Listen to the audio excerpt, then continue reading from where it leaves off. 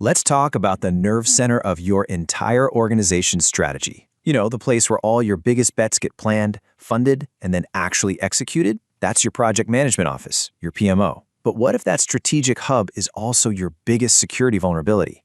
Today, we're going to unpack a blueprint to lock it down tight. So let me just ask you this straight up. Is your project portfolio your biggest security risk? I mean, really think about it. It holds literally everything an attacker would want. We're talking financial forecasts, top secret strategic plans, M&A details, sensitive contract info. It is the corporate crown jewels all sitting in one basket. And the scary answer is, yeah, it very well might be. But, and this is a big but, the good news is there's a clear, structured way to fix this.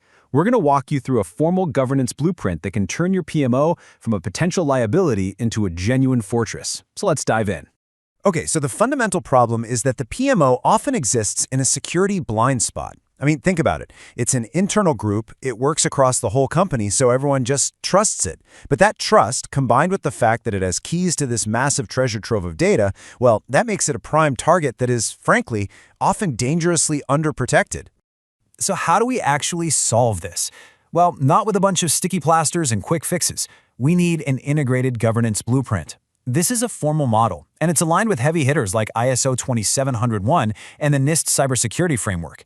The whole idea is to bake security directly into the PMO's DNA, right into its daily operating rhythm. Now, this blueprint really boils down to two core parts, and the easiest way to think about it is like you're securing a bank vault. First, you've got the what. That's your security control matrix. This is your master plan for all the security gear, every lock, every camera, every alarm. Then you've got the who. That's the RACI model. This is your access list. It defines exactly who gets the keys to the vault and what they're allowed to do when they get inside. All right, let's start with the what, the locks, cameras, and alarms. We need to connect specific security controls to the actual day-to-day stuff the PMO does. This isn't about guesswork, it's about being systematic. And that's exactly what the security control matrix is for. And the logic here is just, it's beautifully simple, but it's incredibly effective. For every single thing your PMO does, like creating a report or bringing on a new contractor, you just follow these 4 steps. 1. Identify the process. 2. Figure out the specific security risk it creates.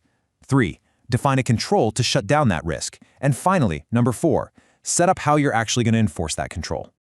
And here's where it gets real. Let's take a super high-stakes process, preparing documents for the board of directors. The risk?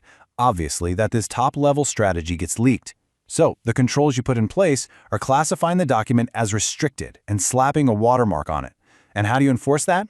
With a formal document security policy that absolutely everyone has to follow. Simple, right? Or how about another classic weak point? Bringing in outside help, like consultants. The minute you give a consultant access, the risk is data exfiltration. You know, they could just walk away with your sensitive info. The controls here are more technical. Their access is temporary, we're talking time-bound accounts, and they have to come in through a secure VPN. This whole thing is enforced through something called identity federation. Now, don't let the jargon scare you. That's just a secure way for your system to trust someone else's ID, kind of like a bouncer at a club who trusts the driver's license from the government instead of making you get a special club ID. Okay, so we've designed all the locks and alarms with our control matrix. Now for the second, absolutely crucial part of our blueprint. Who gets the keys? This is all about clarifying who owns what using a RACI model. And without this piece, security just doesn't stick. Now, for anyone who hasn't used this before, RACI is just a super simple framework for making it clear who's supposed to do what. It stands for responsible, accountable, consulted, and informed. And its whole job is to kill confusion. Now listen up, because this is the single most important part to get right. It's the difference between responsible and accountable. The responsible person is the doer. They're the ones with their hands on the keyboard actually doing the work. But the accountable person, that's the owner. The buck stops with them. You can have a whole team of people who are responsible, but there can only ever be one person who is accountable. This one rule prevents all the finger-pointing later. And look at how this plays out in a crisis. Let's say this is a security breach. Chaos, right? Who does what? Well, the RACI chart makes it dead simple. IT security and legal are responsible. They're doing the work to respond. The PMO is consulted. They provide info. But the single person who is accountable for the entire response, that's the executive. There's zero ambiguity, right when the pressure is at its highest.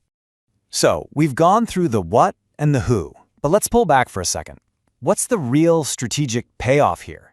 Because implementing this kind of blueprint does so much more than just lower your risk. It can fundamentally change the way your organization operates for the better.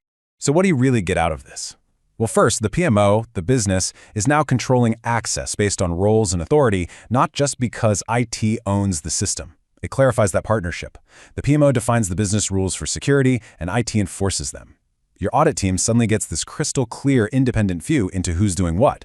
And crucially, you can work with consultants and partners safely, giving them the access they need while keeping them structurally contained.